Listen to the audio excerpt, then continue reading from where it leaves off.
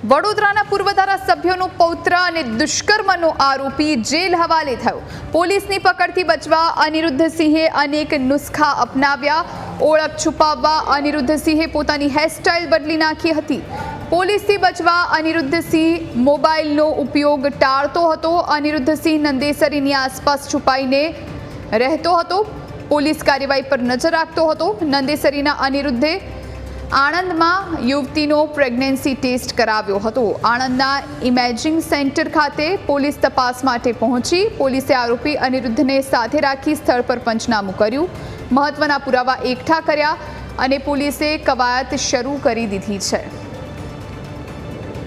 તો જે પ્રમાણે આ દુષ્કર્મનો આરોપી અનિરુદ્ધસિંહ, જે વડોદરાના પૂર્વ ધારાસભ્યનો પૌત્ર છે, એ હવે પકડાયો છે। આરોપી જેલ હવાલે થયેલો છે।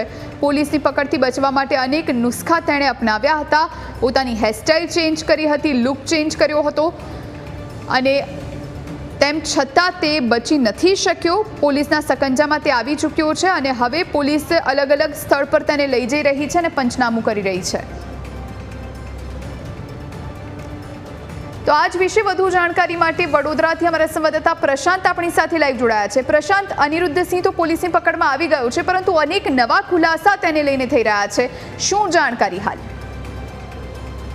વડોદરા શહેર જે સંસ્કારી નગરી છે તેને સંસાર કરતો કિસ્સો 16 દિવસ પહેલા બન્યો હતો અને તેની જે ફરિયાદ છે વડોદરા શહેરના નંદેસરી પોલીસ સ્ટેશન ખાતે નોંધાઈ હતી, જેની અંદર કોંગ્રેસના પૂર્વ ધારાસભ્યનો પુત્ર એટલે કે અનિરુદ્ધ ગોહિલ દ્વારા એક પીડિતાએ સાથે લગ્નની લાલચ આપીને તેની સાથે વારંવાર દુષ્કર્મ આચરવામાં આવ્યું હતું। છેલ્લા 2 વર્ષથી આ લોકો સંપર્કમાં હતા અને ત્યારબાદ તેને અનગઢ ખાતે મસાણીમાં મેળવી છે તેના મંદિરે બોલાઈ હતી પીડિતાને અને ત્યાં તેની સાથે દુષ્કર્મ આચરવાનું હતું। ત્યારબાદ અનેકવાર હોટલોમાં લઈ જઈને દુષ્કર્મ આચરવામાં આવ્યું હતું અને ત્યારબાદ જે આ પીડિતા છે તે પીડિતા ગર્ભવતી બનતા અનિરુદ્ધ દ્વારા ગર્ભપાત્ર કરવા માટે દબાણ કરવામાં આવતું હતું, પરંતુ પીડિતાને ગર્ભપાત્ર કરાવવું ના હતું। ત્યારે અનિરુદ્ધ અને તેના મામાએ મળી અને બંદૂકની અણી ઉપર પીડિતાનું અપહરણ કરી અને આણંદની રાજ હોસ્પિટલ ખાતે ગર્ભપાત્ર કરાવ્યું હતું। ત્યારબાદ સમગ્ર મામલો નંદેસરી પોલીસ સ્ટેશન ખાતે પહોંચ્યો હતો, પરંતુ નંદેસરી પોલીસે ફરિયાદ લીધા બાદ પણ રાજકીય વગ ધરાવતો હોવાના કારણે અનિરુદ્ધની ધરપકડ કરવામાં આવતી ના હોવાના કારણે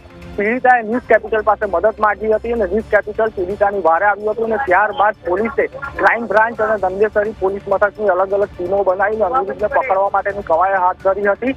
ત્યારે ઘટનાના 15 દિવસ બાદ અનિરુદ્ધની ધરપકડ કરવામાં આવી હતી અને ત્યારબાદ તેના કોર્ટમાં રજૂ કરીને 2 દિવસના રિમાન્ડ મેળવવામાં આવ્યા હતા। રિમાન્ડ દરમિયાન તેને ઘટના સ્થળ ઉપર લઈ જઈને પંચનામું કરવામાં આવ્યું હતું। સાથે સાથે જે આણંદની હોસ્પિટલ છે, રાજ હોસ્પિટલ, જ્યાં ગર્ભપાત્ર કરવામાં આવ્યું હતું, ત્યાં પણ એને લઈ જવામાં આવ્યો હતો અને ત્યાં બી તપાસ હાથ ધરવામાં આવી હતી। એટલે કહી શકાય કે 15 દિવસ બાદ ક્રાઇમ બ્રાન્ચ દ્વારા આજલપુર ખાતેથી આરોપીને પકડી પાડવામાં આવ્યો હતો અને અનિરુદ્ધ સતત જ પોલીસની જે તપાસ હતી તે તપાસ ઉપર ધ્યાન રાખતો હતો અને પોતે પોલીસ પકડથી દૂર રહેવા માટે વેશ પલટો કરીને ફરતો હતો, પરંતુ તેનો વેશ પલટો જે છે પોલીસ સામે ચાલ્યો નહીં અને તેની ધરપકડ કરવામાં આવી।